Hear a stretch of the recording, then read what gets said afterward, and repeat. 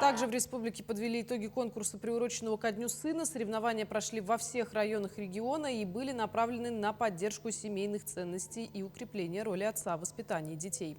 Участники проявили себя в спортивных состязаниях, творческих конкурсах и интеллектуальных испытаниях. Особое внимание уделялось взаимодействию отцов и сыновей, что способствовало укреплению доверия и взаимопонимания в семьях. Праздник был учрежден в 2017 году, и с тех пор подобные конкурсы стали ежегодной традицией.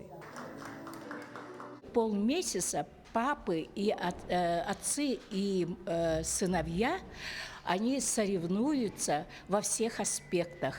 Чисто мужские соревнования.